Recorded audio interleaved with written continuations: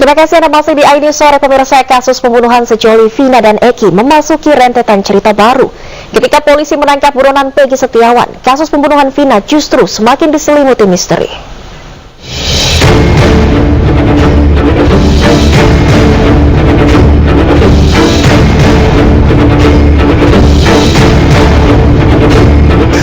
Sabtu malam 27 Agustus 2016, Vina dan kekasihnya Rizky alias Eki serta beberapa rekannya dihampiri sekelompok geng motor.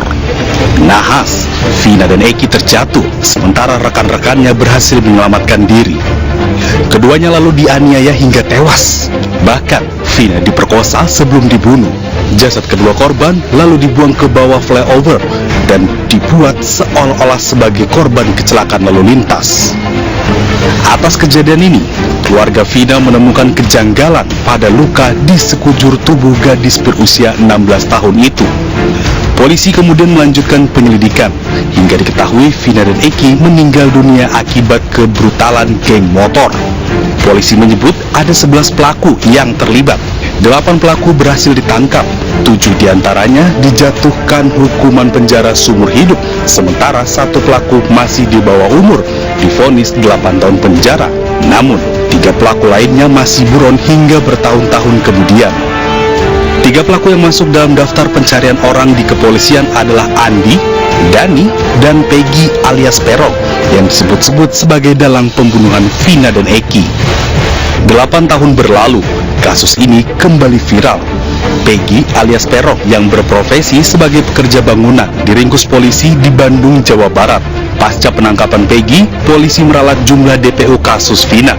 Jika sebelumnya polisi menyebut ada 3 pelaku yang buron, kini polisi menegaskan DPO kasus Vina hanya 1 orang, yaitu Peggy. Polisi menekankan tidak ada lagi pelaku lain selain Peggy. Sementara itu, Peggy mengaku dirinya difitnah dan berkata dirinya tidak pernah terlibat dalam kasus pembunuhan sadis Vina dan Eki. Sementara Saka Tatal, terpidana kasus pembunuhan Vina dan Eki yang sudah bebas, mengaku dirinya menjadi korban salah tangkap oleh kepolisian. Ia membantah keras tuduhan yang menyebut dirinya membunuh almarhum Vina dan Eki. Padahal Saka tidak mengenal Vina dan Eki. Saka pun psikologi forensik. Mungkin itu teman-teman yang perlu saya tambahkan. Pak, nantinya tim fakta itu seperti apa, Pak? Kerjanya, Pak? Tim apa? Tim fakta tadi. Apa tuh tim fakta? Yang disiapkan untuk menghadapi pra-peradilan, Pak. Oh, tim pra-peradilan.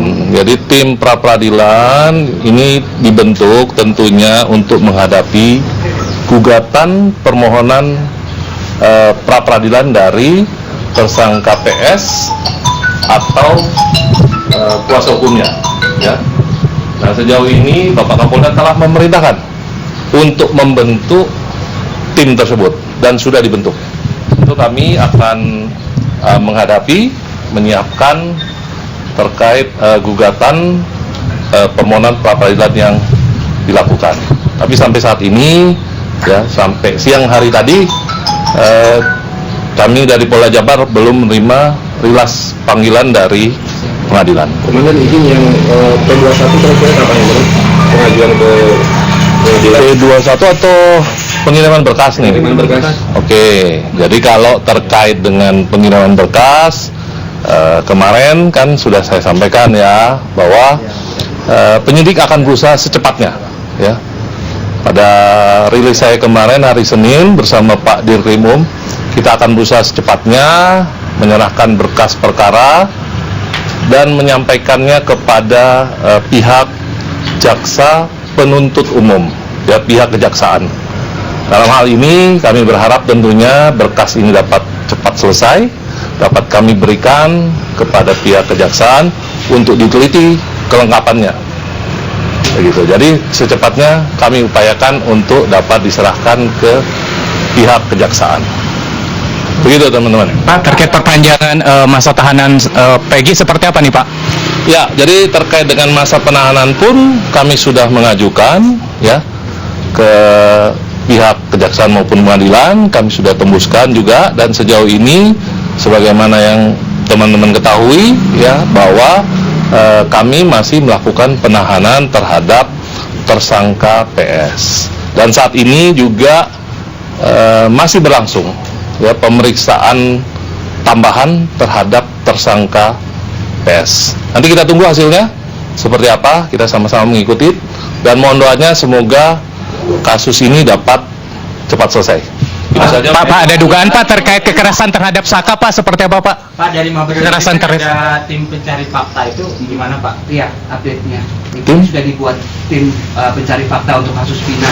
Kita belum tahu apakah ada tim pencari fakta ataupun yang dimaksud tim dari Mabes Polri kemarin yang sudah saya sampaikan, ada tim Itwasum, ada Propam, ya, ada dari Barreskrim Polri, atau mungkin yang dimaksud dengan tim Kompolnas ataupun Komnas HAM. Karena minggu-minggu kemarin tim tersebut telah datang ke Polda Jawa Barat. Baik Pak, terkait ini Pak, sendiri ada rencana mau memeriksa ayah dari Eki Pak, seperti apa? Ayah dari? Ya, jadi sejauh ini sudah dilakukan pemeriksaan. Ya, sudah dilakukan pemeriksaan. Dan tim yang kemarin datang khususnya mengasistensi kami juga tentunya mengambil keterangan dari yang bersangkutan. Ya, tentu kita tidak tahu hasilnya seperti apa. Nah, nanti kita tunggu seperti apa hasil pemeriksaan yang sudah dilakukan baik oleh tim pengawas internal maupun tim pengawas eksternal. Pak, terkait kekerasan terhadap Saka Tatal Pak, seperti Tunggu, satu ya, satu. Yang mana nih? Beberapa saksi Pak, apakah hanya satu tersangka Pak sejauh ini Pak? Satu. Oke, gimana? Detektor kepada PG hari ini jadi atau nggak Pak? Ya, jadi terkait dengan metode pemeriksaan psikologi forensik ya yang sudah saya sampaikan, apakah menggunakan alat seperti apa, menggunakan metode seperti apa, tentu itu menjadi kewenangan dari ahli psikologi forensik. Nah, kami tidak bisa menyampaikan karena itu terkait dengan keahlian dari ahli psikologi. Nah, tentunya hasil tim ahli psikologi forensik itu akan berguna dan digunakan pada saat proses tidak hanya di penyidikan di kami, namun di penuntutan dan terakhir di persidangan. Begitu. Benarkah ada penyegaran terhadap Saka Tatal Pak kemarin Pak? Ya, jadi kalau terkait dengan hal-hal lain, ya proses ini kan ada agak panjang ya. Di proses 2016, ya itu sudah kita sama-sama ketahui sudah inkrah. Nah, tentu kalaupun ada tindakan-tindakan lain yang unprosedural, ya itu sudah dilakukan pemeriksaan oleh tim-tim yang sudah datang mengunjungi kami, baik dari pengawas internal maupun pengawas eksternal dari Kompolnas dan Komnas HAM. Hasilnya seperti apa? Silakan rekan-rekan bertanya kepada tim yang telah melakukan pendalaman, pemeriksaan, maupun yang sampai dengan saat ini masih mengawasi proses penyidikan yang sedang dilakukan oleh teman-teman penyidik di Treskrim Polda Jawa Barat. Mas, oke? Puluhan saat ini Pak, ya? apakah hanya satu tersangka saja atau ada tersangka lain setelah puluhan saksi? Baik, ya sejauh ini kan kami untuk saat ini ya melakukan pemeriksaan khususnya terhadap tersangka PS. Tentu berapa banyak pun saksi yang kami lakukan pemeriksaan tentu berguna untuk proses penyidikan terkait dengan tersangka PS. Nah, apakah keseluruhannya itu ada kaitan?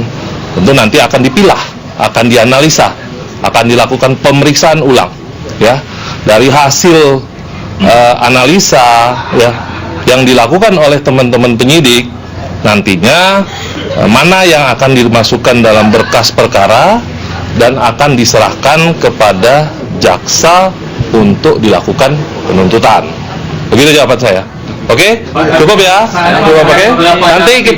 Nanti kita sambung lagi ya, mungkin besok atau lusa. Oke? Terima kasih ya.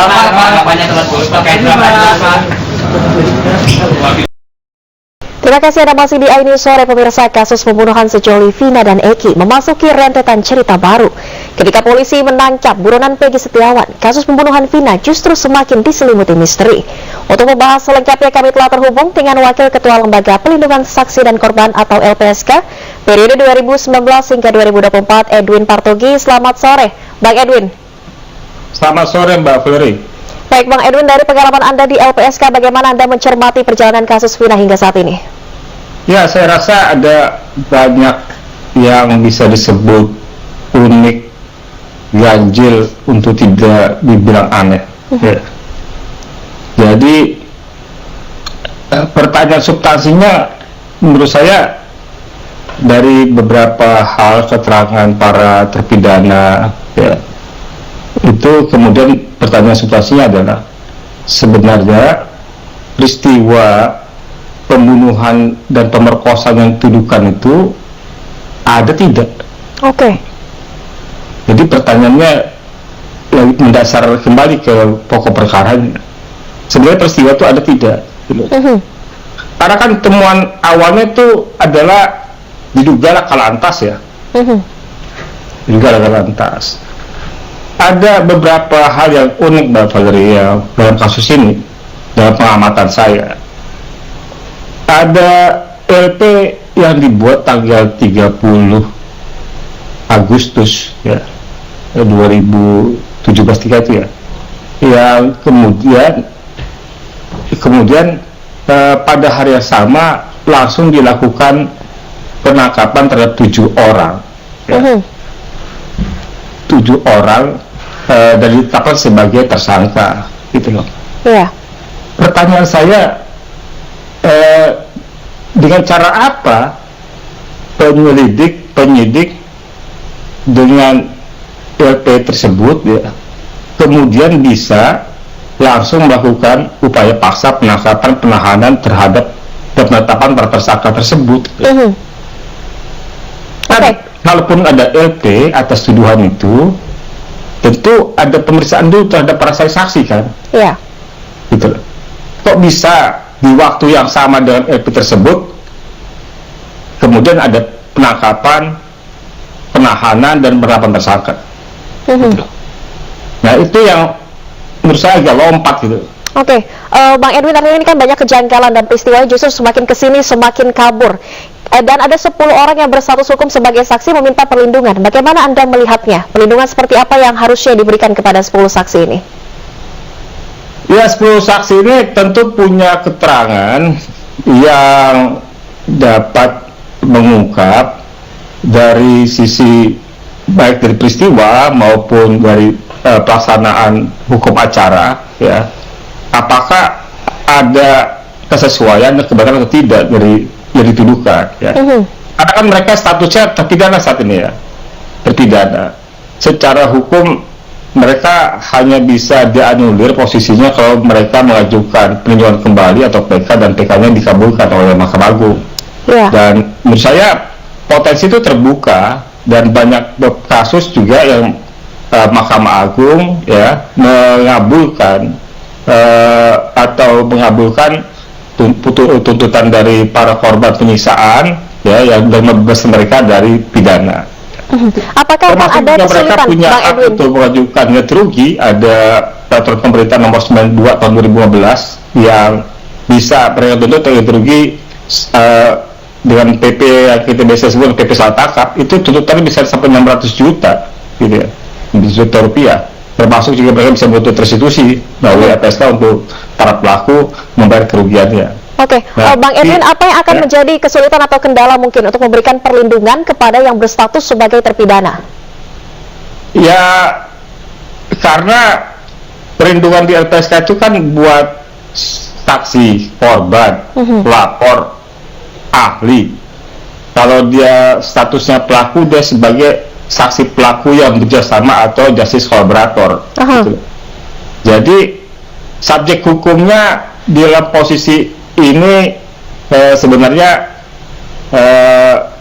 tidak termasuk itu, walaupun juga bisa dimaknai kalau seandainya LPSK berpandangan bahwa dalam pandangan LPSK mereka para terpidana itu adalah korban, tentu LPSK punya subjektivitas untuk memutuskan juga memberikan perlindungan mereka. Oke, artinya peluangnya masih terbuka walaupun mereka statusnya pelaku bukan korban. Terbuka karena kan LPSK melakukan investigasi. Oke. LPSK melakukan pendalaman, melakukan investigasi yang memungkinkan sikap LPSK itu berbeda dengan sikap pada umumnya. Gitu. Oke, baik. Artinya kesempatan ini terbuka dan mungkin nanti apa saja dari LPSK yang bisa dilakukan untuk bisa melindungi para terpidana ini yang sudah mengajukan perlindungan. Ya, kalau kemudian ada permohonan dan kemudian diputuskan diterima, tentu kalau LPSK itu bisa memberikan perlindungan fisik, bisa memberikan perlindungan pendampingan dalam proses hukum, ya, bisa melakukan dukungan untuk mereka kemudian bersidang ketika persidangan misalnya PK itu berlangsung. Gitu. Sejumlah perlindungan akan diberikan walaupun statusnya sebagai pelaku bukan korban, tapi terbuka peluang ini ya. Terima kasih banyak Bang Edwin Partogi. Sayang sekali waktu kita terbatas pada sore hari ini. Terima kasih banyak Bung Edwin Partogi telah bergabung. Selamat sore.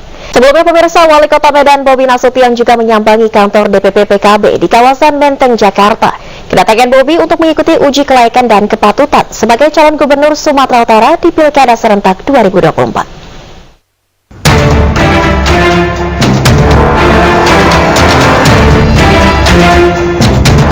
Wali Kota Medan Bobi Nasution menyambangi kantor DPP PKB Jakarta Selasa siang.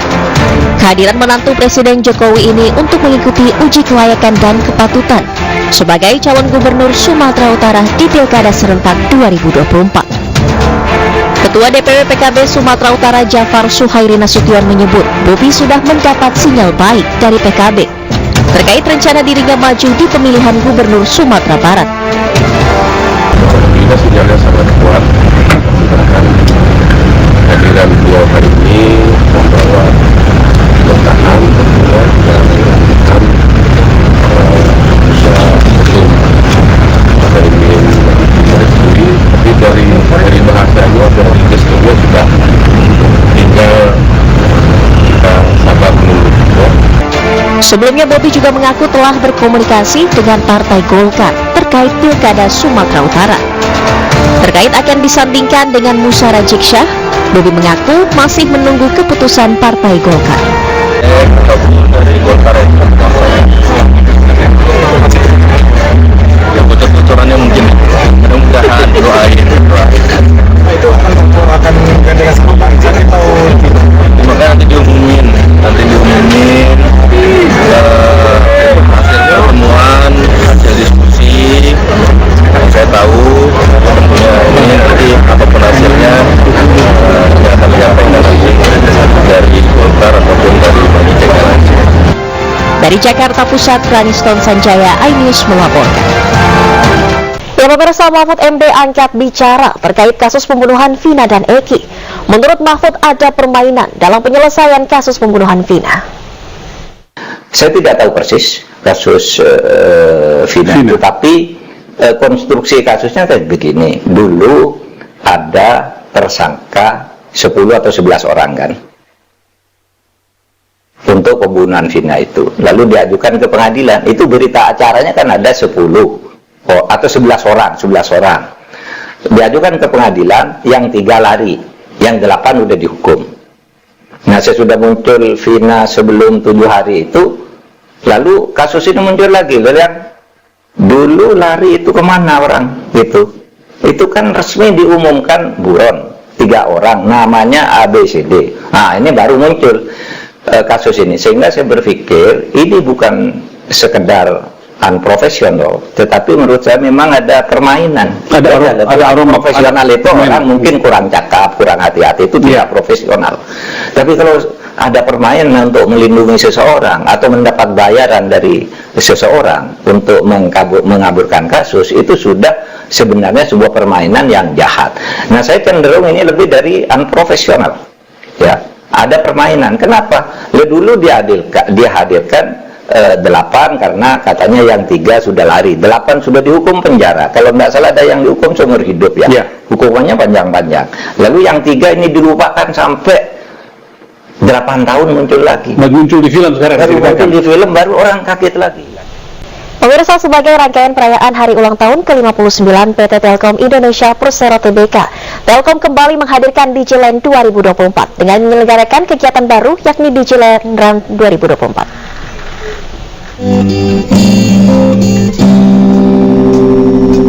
Puncak peringatan hari ulang tahun ke-59 PT Telkom Indonesia Persero Tbk akan kembali menyelenggarakan Digiland 2024 dengan mengusung tema Elevating Your Future yang akan digelar di Plaza Barat Senayan, Jakarta pada 28 Juli mendatang.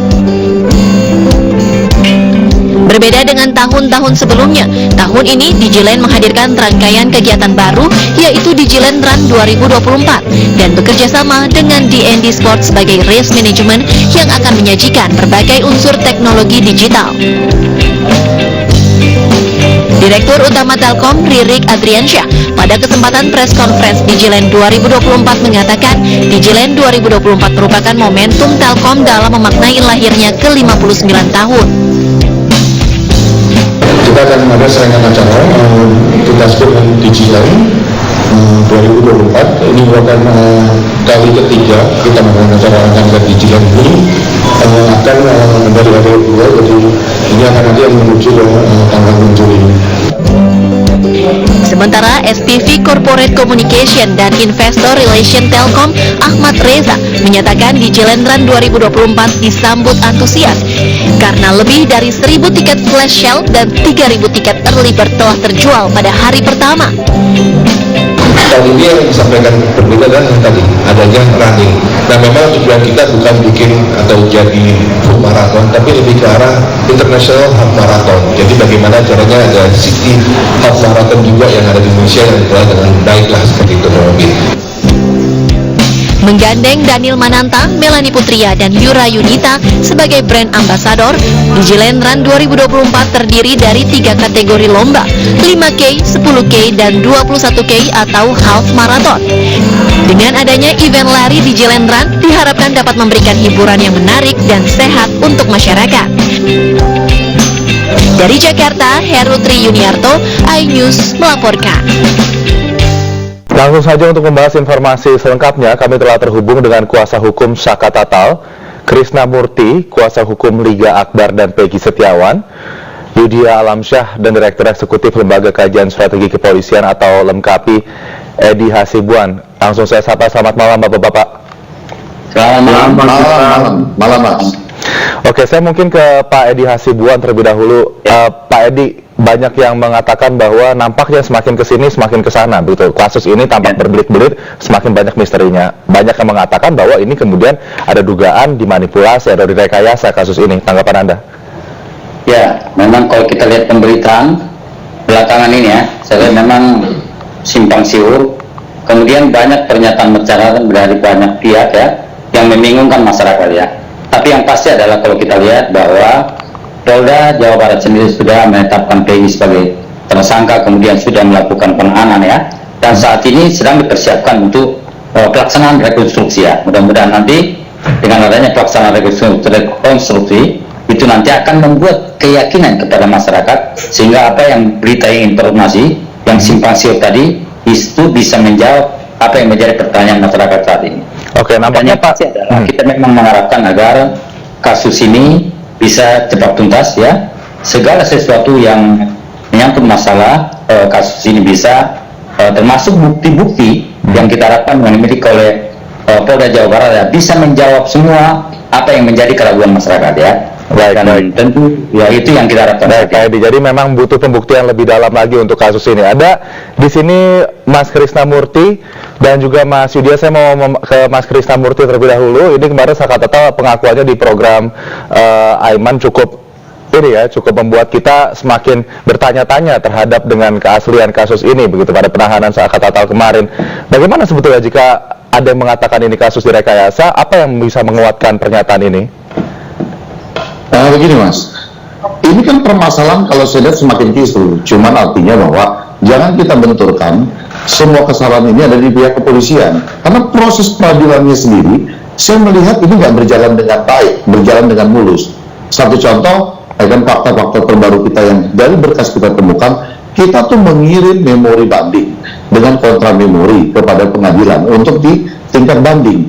Tapi dalam prosesnya, di dalam putusan itu, kita dikatakan kita tidak memberikan proses memori ataupun kontra memori, bahwa kontra memori dan memori banding kita tuh tidak diberangkatkan. Ini ada apa? Padahal terregister jelas gitu, terregister jelas. Sehingga dalam keputusan banding yang tadinya di tingkat PN Sakatata mendapatkan 8 tahun, proses banding itu akan menjadi 10 tahun. Sampai kuasa yang lama itu tidak tega memberikan pemberitahuan dengan adanya putusan itu menjadi 10 tahun kepada keluarga. Setelah kasasi baru turun menjadi 8 tahun. Nah, ini konspirasi apa sih yang terjadi? Jadi jangan seolah-olah bahwa kesalahan ini juga dilimpahkan selalu ke polisi, Jelas bahwa dalam BAP polisi, ya kan, untuk Sakatata sendiri tidak ada di dalam 340, yang jelas 351 dengan pasal perlindungan anak. Tapi dalam putusan itu terasa benar bahwa Saka itu diarahkan sebagai proses pembunuhan berencana. Itu yang jadi termasuk dengan pernyataan dari Liga Akbar, begitu, dari kuasa hukum Sakatata gimana? Ya, kalau kita tidak dalam BAP antara Saka dengan Liga Akbar ini tidak saling bersentuh, artinya mereka tidak saling kenal. Jadi nggak ada prosesnya kan di dalam BAP itu yang nyambung antara proses Saka dengan Liga Akbar. Karena memberatkan kemudian hukuman yang didapatkan oleh Saka? Kalau yang memberatkan Saka itu adalah dari keterangannya Sudirman. Sudirman lah yang memberatkan Saka, kan, bahwa Saka terlibat itu malam ada. Padahal fakta-faktanya kita jelas tahu bahwa ada yang membuktikan lebih dari 10 orang atau 8 orang. Ketika malam itu Saka tidak ada berada di tempat. Bahwa kejadian itu Saka mengantar Irfan ke bengkelnya Heri sampai proses selesai kan bengkel itu, terus dia kembali. Jadi malam itu dipastikan bahwa Saka nggak ada di tempat itu. Ya. Oke, bisa dipastikan Saka tidak ada, namun kemudian hukuman yang didapatkan 8 tahun penjara. Saya mau ke 8 tahun penjara. Mas Yudya, ini terkait dengan buron yang tadinya 3 orang, kemudian DPO-nya jadi hanya 1, hanya Peggy Setiawan saja, begitu yang dihapuskan. Ini kan semakin membuat kita bertanya-tanya. Tanggapan dari kuasa hukum? Iya, makanya ini kan yang DPO yang telah ditetapkan oleh pihak kepolisian, itu juga DPO sudah masuk dalam persidangan dan tertuang juga dalam putusan. Makanya ini yang sangat membingungkannya itu kenapa daftar DPO itu tidak jelas itu terkait dengan identitas maupun foto. Nah ini kami ya meragukan dari proses awalnya itu kenapa daftar DPO sendiri tidak jelas, sehingga begitu permasalahan ini muncul kembali ya di ketiga DPO tersebut ya semakin tidak jelas identitasnya, terutama terkait dengan identitas lah, alamat dari DPO sendiri kan sudah dibantah oleh kepala desanya. Nah terkait dengan wajah DPO juga ini sangat tidak jelas, tidak ada sketsa, minimal sketsa lah, karena standar DPO itu kan ada standarisasinya lah. Kenapa dari pihak penyidik terdahulu tidak hati-hati dalam menetapkan daftar DPO? Nah yang alhasil pada saat permasalahan ini muncul kembali menjadi sangat sulit. Nah ini kan berefek kepada proses hukum selanjutnya pada saat DPO-DPO tersebut. Jadi kan kemudian dipertanyakan juga ya, kenapa bisa seperti itu? Kenapa bisa ada 2 nama DPO yang tiba-tiba hilang sekarang, tadinya 3 hanya jadi 1 orang, Peggy saja. Mungkin Bang Edi bisa menambahkan hal ini, Bang Edi. Kenapa bisa proses penyidikan peradilan seperti itu, DPO yang tadinya 3 orang hanya menjadi 1 orang? Ya memang kalau di dalam putusan pengadilan dulu memang itu ada 2 orang DPO ya. Namun kemarin belakangan setelah dilakukan gelar perkara di Polda Jawa Barat ya, lalu muncullah bahwasannya yang DPO 2 DPO lainnya adalah itu fiktif ya. Karena kenapa? Ini sebetulnya kalau menurut pandangan kami adalah terjadi karena adanya perubahan-perubahan pengakuan dari para tersangka dan juga para napi yang sudah dimintain keterangan ya. Ketika dulu misalnya mereka menyampaikan ada ini, tapi sekarang mereka menyampaikan ada ini, kemudian ternyata setelah dicek itu tidak bisa dibuktikan kebenarannya. Dan inilah sulitnya ketika misalnya ada perubahan-perubahan pengakuan yang muncul belakangan ini. Kalau kita lihat kemarin itu ada sejumlah pengakuan dari para tersangka yang para narapidana yang sudah ditahan, kemudian merubah pengakuannya, sehingga inilah sebetulnya yang menyulitkan kepada penyidikan di Polda Jawa Barat. Ya, Bang Edi, tapi kan sebetulnya pembuktian pembenaran ini seharusnya sudah dilakukan 8 tahun yang lalu, 2016 begitu, lalu kenapa baru sekarang? Jadi itulah yang kita harapkan sebetulnya. Kami selalu menyampaikan kepada polisi, ke penyidik kepolisian, agar tidak hanya mengandalkan pengakuan, tetapi mengandalkan scientific current investigation, ya.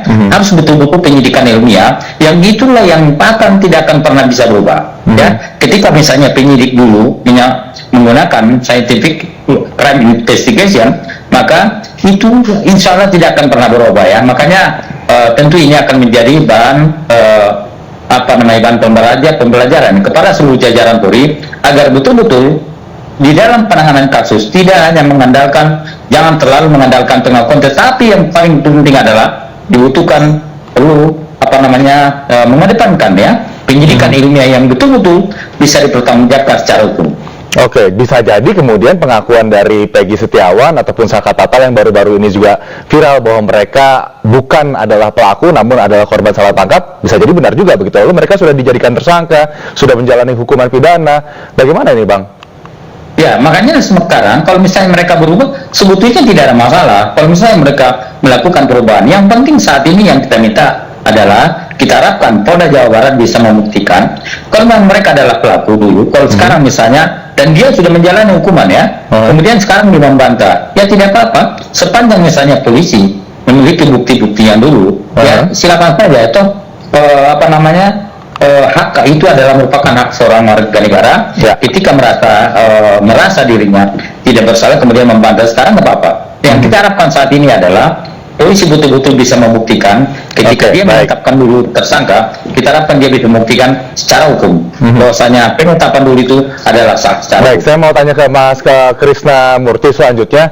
Jadi kemudian jika kemudian Saka ini sudah menjalani pidana selama 8 tahun begitu, kemudian Saka secara dengan berani muncul ke publik menyatakan saya adalah korban salah tangkap dan meminta agar ada perbaikan nama baik karena ia adalah korban salah tangkap. Pada saat kejadian 8 tahun yang lalu, kesaksian siapa yang memberatkan dan apa sebetulnya yang membuat pengadilan itu menetapkan hukuman begitu bahwa ini Saka bersalah? Apa keterlibatannya pada saat itu? Gini Mas, bahwa permasalahannya kan dalam status hukumnya Saka ini sudah inkrah. Satu-satunya upaya kami adalah melakukan upaya peninjauan kembali untuk pemulihan nama baiknya Saka, dengan kami mempersiapkan novum, lalu pendapat ahli dan sebagainya. Itulah yang akan kita jadikan nanti dalam upaya PK kita. Nah, kayak seperti kemarin, ketika Saka dipanggil saksi di Polda Jabar terkait masalah penangkapan Peggy. Sebelum dipanggil ke Polda Jabar, ada penyidik Polda Jabar dengan Polres datang ke tempat Saka, memberitahukan ada beberapa foto, salah satunya Peggy. Nah, Peggy yang dikasih lihat oleh penyidik itu berbeda dengan Peggy yang sekarang ditangkap oleh Polda Jabar, yang berkembang di media. Nah, artinya apa? Nah, cuma buat Saka sendiri mana Peggy yang asli, yang ini, yang itu dia nggak tahu karena memang tidak mengenal. Bahkan dengan Liga Akbar dan Peggy yang sekarang ditangkap juga tidak kenal gitu ya?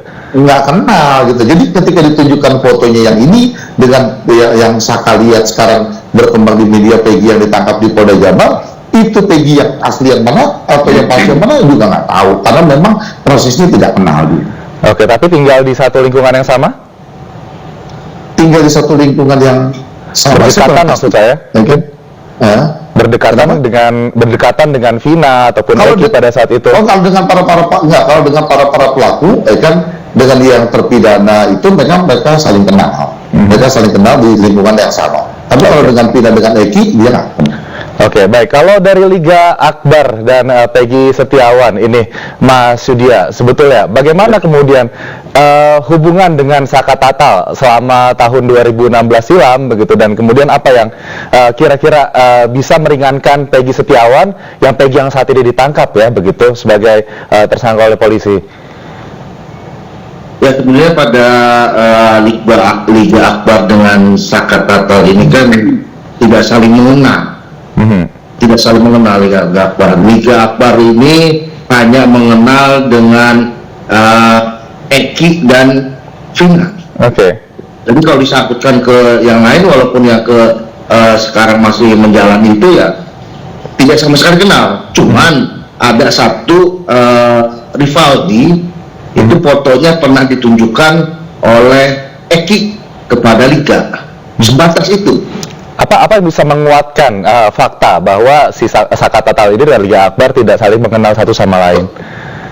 Ya, makanya ini kan minggu kemarin Liga Akbar juga kan sudah diperiksa oleh Polda Jabar. Nah, atas pencabutannya ada beberapa poin yang dicabut. Nah, di situ juga kan muncul adanya beberapa orang yang ada pada saat Liga Akbar di situ. Nah, ini sedang masih dalam proses. Ya, mudah-mudahan yang 4 orang itu dapat kita hadirkan, karena penyidik juga meminta kita untuk membantu untuk mencari yang keempat itu untuk menguatkan keterangan dari Liga Akbar sendiri.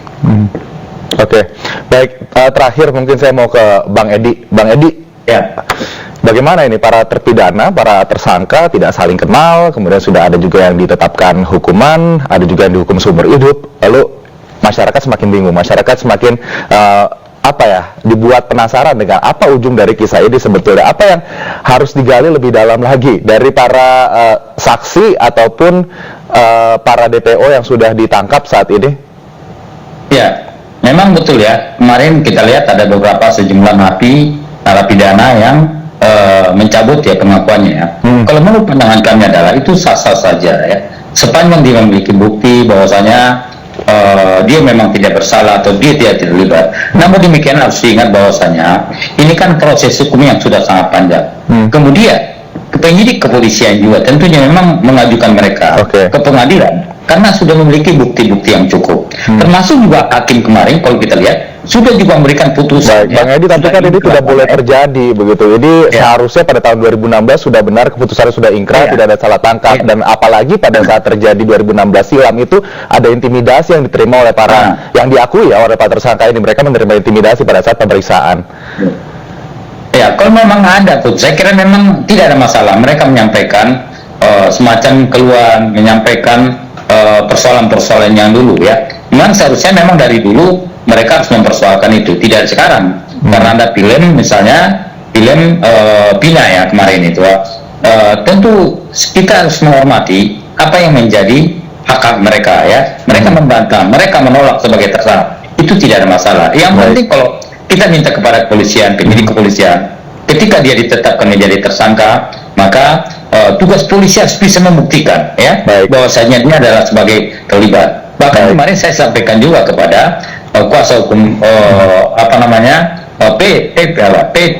Peggy ya, Peggy, jika memang merasa Peggy kan kemarin kalau kita lihat membantah ya, menolak sebagai pelaku, saya kira ada baiknya kalau memang dia merasa tidak bersalah, saya kira lebih baik untuk melakukan pra-peradilan. Baik, prosesnya akan terus dilakukan nampaknya oleh para kuasa hukum, karena saat ini sudah didampingi oleh para kuasa hukum ya, para terpidana maupun DPO yang baru saja ditangkap. Dan kita sama-sama nantikan nanti pembuktian misteri dari serangkaian kasus Vina dan Egy yang nampaknya masih membuat tanda tanya publik sampai sekarang. Untuk sementara terima kasih Bang Edi, Mas Yudya, Bang Krisnamurti sudah bergabung bersama iNews Sore pada kali ini. Selamat malam Bapak-bapak, salam sehat. Halo, selamat sore pemirsa, demikian tadi berita pilihan iNews Sore bersama saya Nadia Valeri. Unjuk rasa puluhan mahasiswa menuntut Tapera ditinjau kembali di Kabupaten Lumajang, Jawa Timur berlangsung ricuh. Massa terlibat saling dorong dengan pihak kepolisian lantaran tidak diizinkan masuk ke dalam gedung dewan.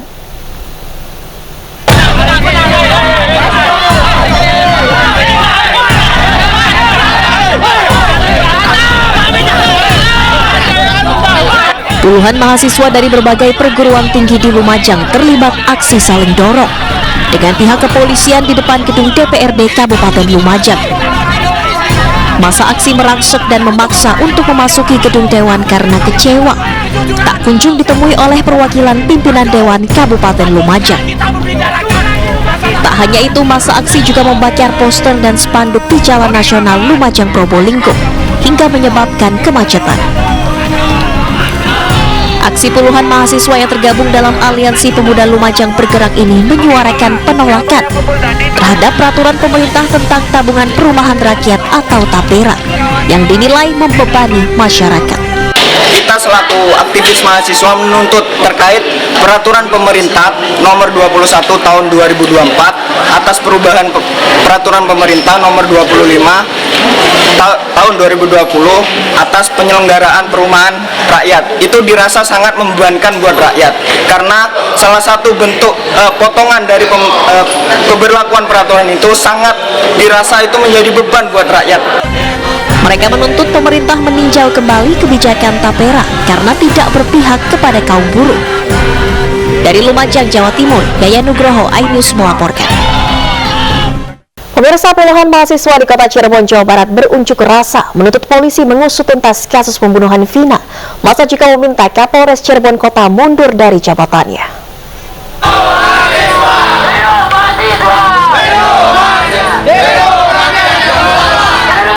Dengan membentangkan spanduk, puluhan mahasiswa yang tergabung dalam aksi Perhimpunan Mahasiswa Hukum Indonesia berunjuk rasa di depan Mapolres Cirebon Kota.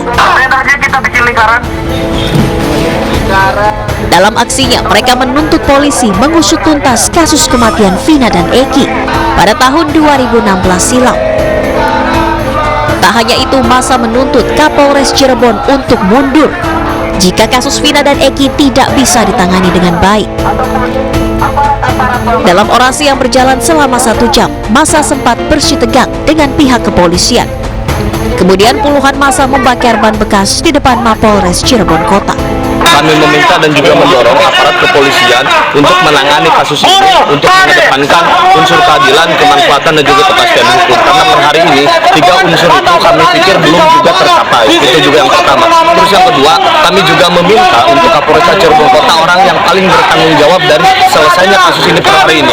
Karena kami melihat dan mendengar kejadian daripada kasus ini lokasinya terjadi di Cirebon. Sementara akibat unjuk rasa ini, arus lalu lintas di Jalan Veteran Kota Cirebon sempat tersendat. Dari Cirebon, Jawa Barat, To Iskandar, iNews melaporkan. Pemirsa, keluarga dan kuasa hukum Peggy Setiawan alias Peron kembali mendatangi Polda Jawa Barat untuk diminta BAP tambahan dari penyidik. Sementara uji kebohongan melalui tes poligraf Peggy batal digelar hari ini.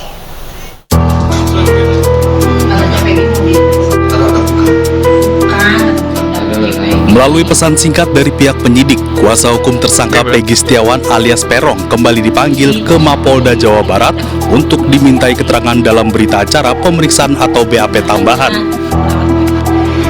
Pihak kuasa hukum bersama dengan ibu, kakak, dan adik Peggy pun bertolak dari kediamannya di Cirebon menuju Bandung untuk memenuhi agenda pemeriksaan di Polda Jabar. Sementara itu, uji kebohongan melalui tes poligraf terhadap Peggy yang sejatinya digelar hari ini batal dilaksanakan. Belum ada keterangan dari penyidik kapan penjadwalan ulang tes poligraf tersebut. Ya, penyidik ada BAP tambahan untuk klien kami, PS. Saya juga bertanya-tanya ini, kenapa harus ada BAP tambahan? Karena prinsip kita kalau memang kurang pemberkasannya udah bebaskan saja. Nggak usah susah-susah gitu ya. Kemarin tes psikologi kita ikutin, oke, dites. Kemudian hari ini ada BAP tambahan. Apakah ini untuk mengkanter pra-peradilan kita atau bagaimana? Nanti saya lihat dulu hasilnya seperti apa.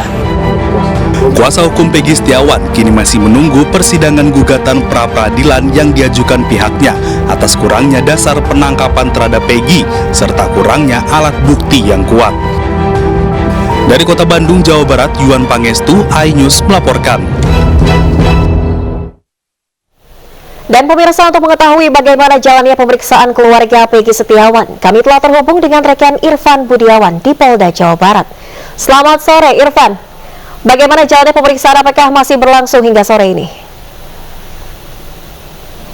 Ya, selamat sore Nadia dan juga pemirsa, betul sekali pemeriksaan di Treskrimum Polda Jawa Barat masih dilaksanakan, di mana pemeriksaan kali ini diagendakan untuk pemeriksaan terhadap tersangka dari kasus pembunuhan Vina dan juga Eki Cirebon, yaitu Peggy Setiawan.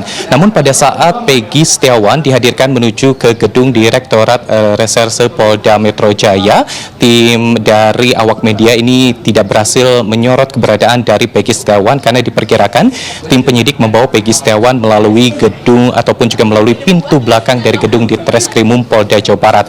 Dan segera pukul 13:15 waktu Indonesia Barat, tim kuasa hukum yakni Ibu Yanti hadir didampingi juga dengan keluarga dari Peggy Setiawan, yaitu Ibu Kartini, lalu juga kakak dari Peggy Setiawan, Robi, dan juga adik dari Peggy Setiawan, yaitu Lucy. Dan tadi kita sempat juga menanyakan terkait agenda yang akan dilaksanakan pada hari ini, yaitu adalah penambahan BAP yang akan dilakukan oleh tim penyidik dari Ditreskrimum Polda Jawa Barat. Namun juga Ibu Yanti selaku kuasa hukum menyatakan bahwa pemeriksaan hari ini berlangsung secara mendadak karena baru saja diberitahu oleh tim penyidik sekira pukul 8 pagi tadi.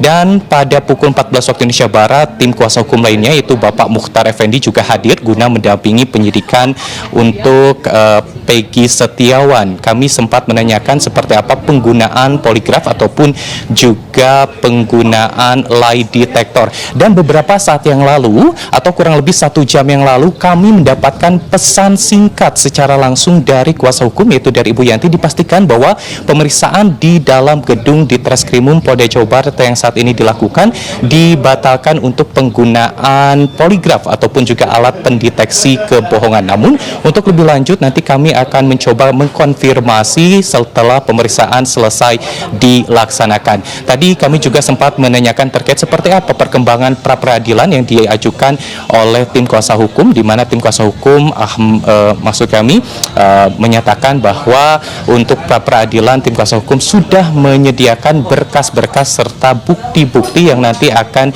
diajukan di pra-peradilan dan tinggal menunggu jadwal persidangan saja, di mana tim kuasa hukum optimis akan membebaskan Peggy dari segala tuduhan. Sementara saat ini pemeriksaan masih berlanjut di Mapolda Jawa Barat. Kita akan kembali ke studio bersama Nadia. Baik, terima kasih Irfan Budiawan melaporkan langsung dari Mapolda Jawa Barat. Selamat bertugas kembali Irfan. Pemirsa, demi kelancaran ibadah jelang puncak haji di Arafah, Kementerian Agama bekerjasama dengan pihak terkait di Arab Saudi menggelar simulasi pergerakan jemaah dari hotel ke Arafah.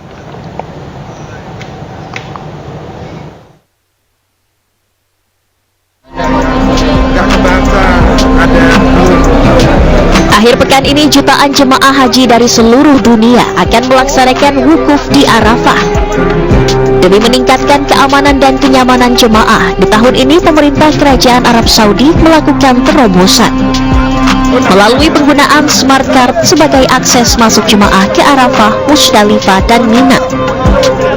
Agar jemaah mudah memahami penggunaan smart card, Kementerian Agama bekerja sama dengan Kementerian Haji Arab Saudi, pihak ketiga yang membantu pelaksanaan operasional haji, markas dan maktab yang menggelar simulasi keberangkatan jemaah dari hotel ke Arafah.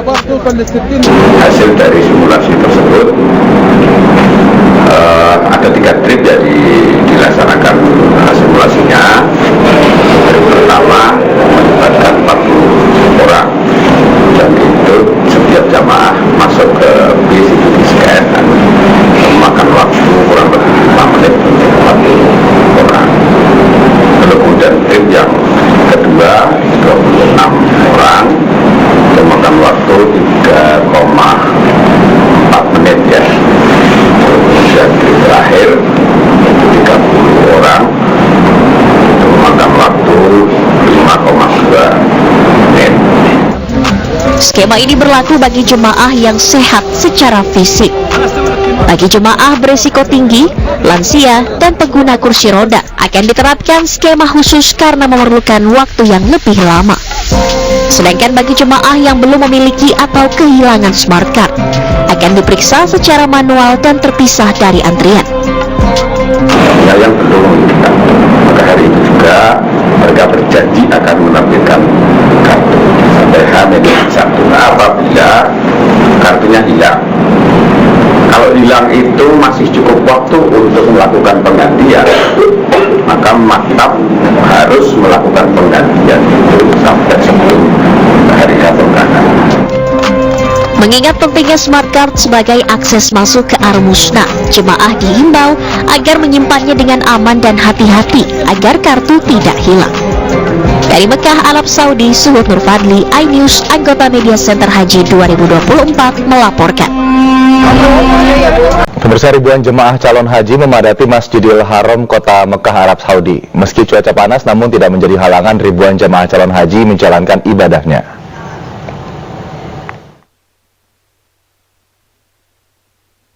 Ya, pemirsa, saat ini jamaah calon haji di Masjidil Haram sangat penuh sekali jelang puncak haji. Para calon haji ini mereka bertawaf memenuhi Masjidil Haram sehingga sangat padat baik di dalam maupun di luar Masjidil Haram. Diperkirakan sekitar 1.350.000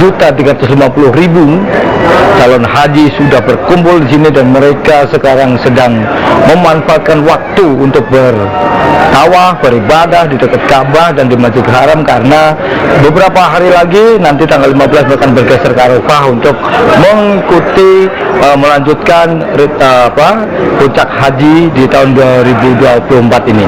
Pemirsa, tentu haji tahun ini memang berbeda dengan tahun yang lalu, karena tahun ini selain harus ada dokumen lengkap dan visa juga lengkap, visa haji tentunya, tapi tahun ini diberlakukan wajib dengan smart card atau kartu pintar. Bagi jamaah haji yang tidak memiliki kartu pintar, maka mereka jika kena razia maka akan tidak diizinkan untuk berhaji dan mereka akan dipulangkan dengan tiket yang dibeli sendiri.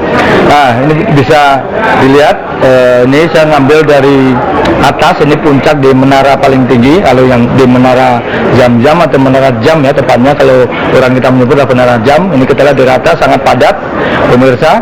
Jadi ini adalah gambaran bagaimana padatnya suasana saat ini di Masjidil Haram, sehingga untuk mengurangi atau mencegah hal yang tidak diinginkan, pemerintah Arab Saudi pun memperketat pengamanan, bahkan pengamanan kali melibatkan sekitar 14.000 aparat gabungan dari tentara dan polisi Arab Saudi, juga 8.000 relawan yang mereka kemarin sudah melakukan parade atau menggelar parade sebagai langkah awal untuk pengamanan prosesi haji di tahun 2024 ini.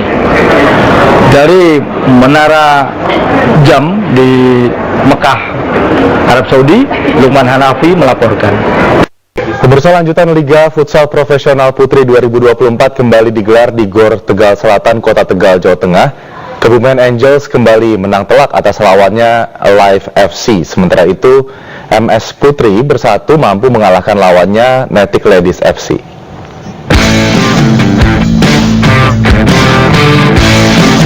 Dalam lanjutan Liga Futsal Profesional Putri 2024, Kebumen Angels kembali membantai lawan-lawannya.